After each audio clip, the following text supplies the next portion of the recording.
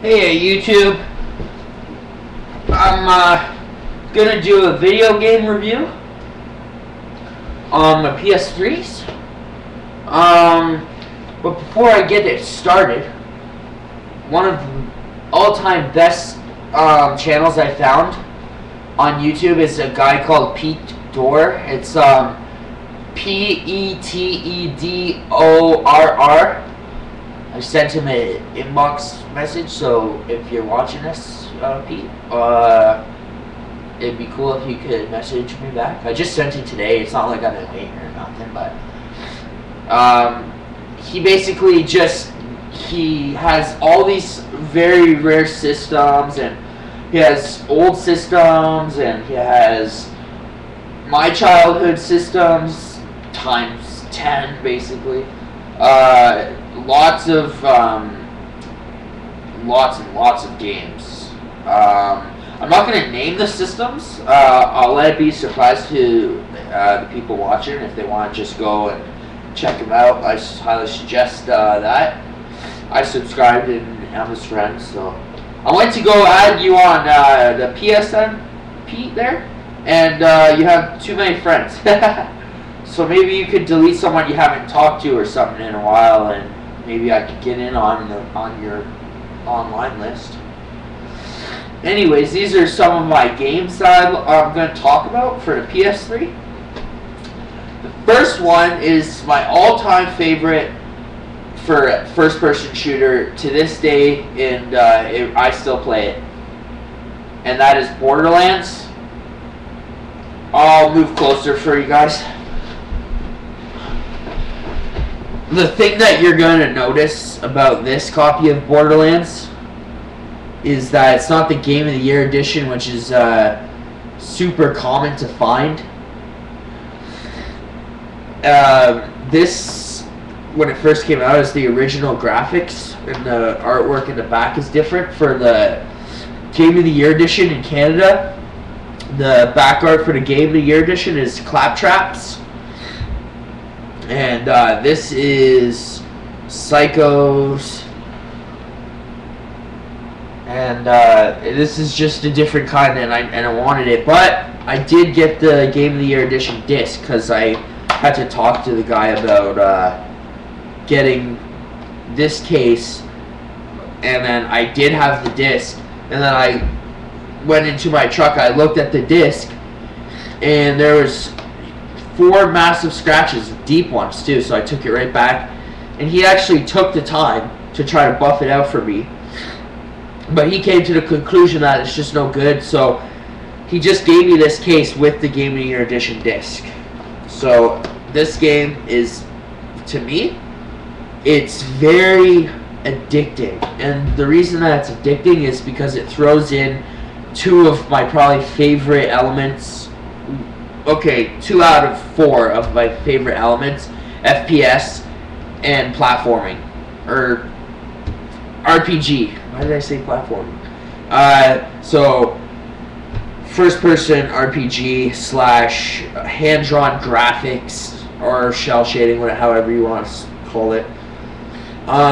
Plus, the downloadable content, in my opinion, is better than any downloadable content for any game out, just because it's basically a continuation of the game. They throw in these bosses that, I'm not going to spoil it, but you will fight a particular boss multiple times, but in different kind of settings. Just really cool. And if you play the game, you'll be like, oh yeah, I know that boss. But if you don't play the game and you just skip all these parts, then you won't know what the hell you're shooting at, basically. You won't know. So on top of that, you get an endless amount of all kinds of guns. There's legit what it says. There's just bazillion guns. It's true. You never not find a different gun. Borderlands. I started with the best. This is my favorite PS3 game of all time. I don't have another favorite for the PS3. Borderlands, my favorite. Okay, now this title is creepy. just really creepy. It's Alice Madness for you that are. Hold on, I got screen lock problems here. I have to fix that in my computer settings. My screen likes to lock out on me. Okay, I'm back. So this is Alice Madness Returns. Sorry about the very bad lighting. It's coming from the side, like the windows, and I got a full like 1080 TV with this 240p. I don't even know what this camera is, but it's not good. I'm gonna upgrade soon. But anyways, that's the Alice Madness Returns. Okay. My thoughts on this game so far? Okay, I'll be honest. I've only played about an hour. I'm at the first. I think it's the first chapter where you get to the first boss with where it's got the three masks, the baby face masks, and then you have to get the umbrella. It's when you first get your umbrella, and you have to counter the attacks. That's where I'm at. I just stopped playing because I was busy with Borderlands as usual and other titles I'm going to show you. But this game here is very creepy. I'm not really familiar with the original Alice, so I can't really get into this too much. But in terms of the story, because I've seen the movie and stuff. Oh, and also this is by American McGee. Yeah, so this is good.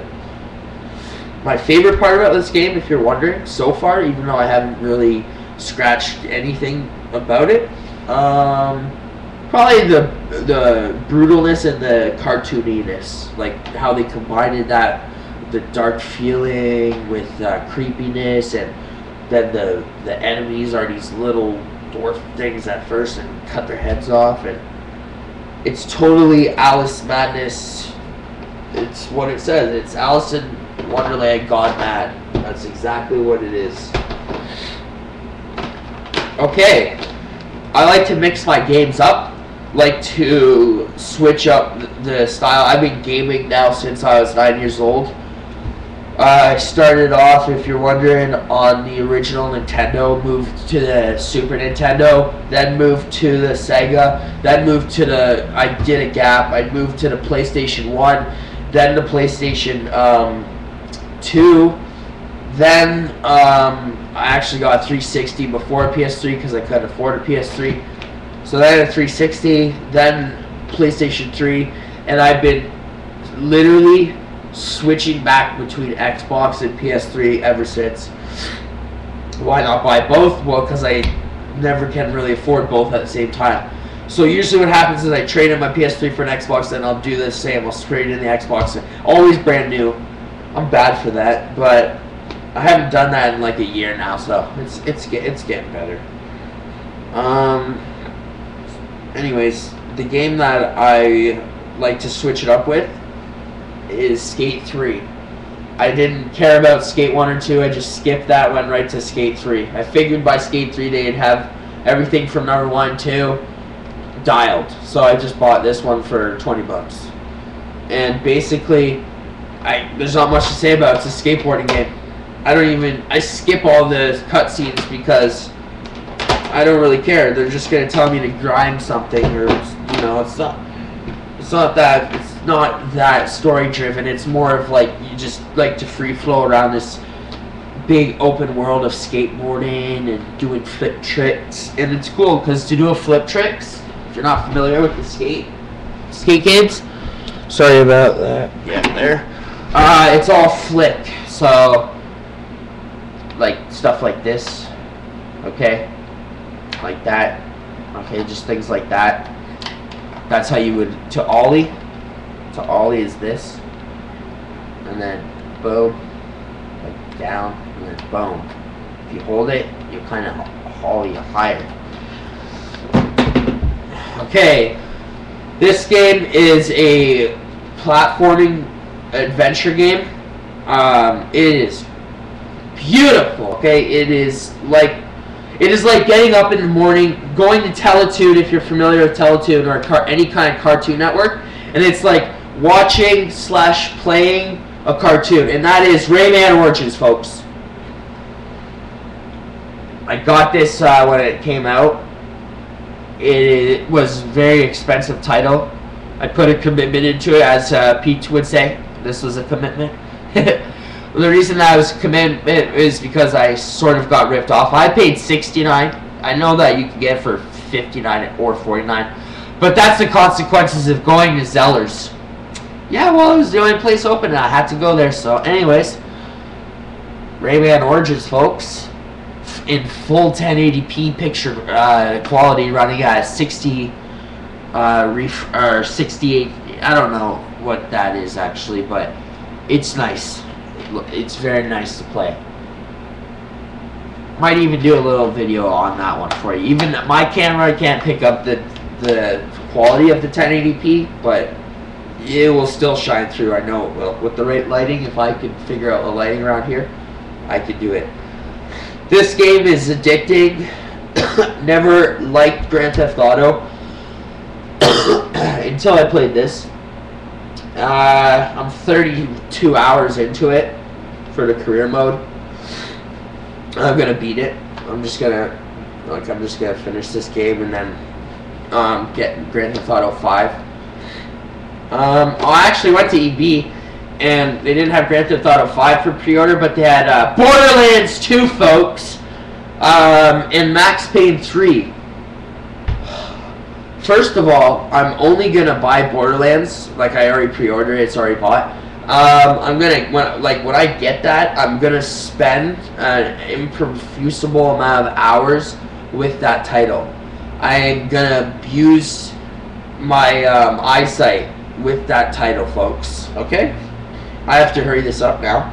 This idea I honestly got from Petor, from Pete Door's site. That's Bayonetta. I haven't played it yet at all because I've been getting through Grand Theft Auto, still Borderlands, and basically, if you're wondering how you can play Borderlands for so long, it's simple. You just max out your cap level 69 or whatever it is, and then you work on the proficiency of every single weapon. So right now, my sniper's proficiency is 50, which is maxed. My SMG's 34, whatever. There's a lot of leveling besides just the max cap that you can do. Bayonetta, I'm gonna check it out. I heard that it was from Pete, it was worth it, so I'm gonna check it out. So that was just some titles there. I'm running out of time, so hope you liked this video, folks. See ya.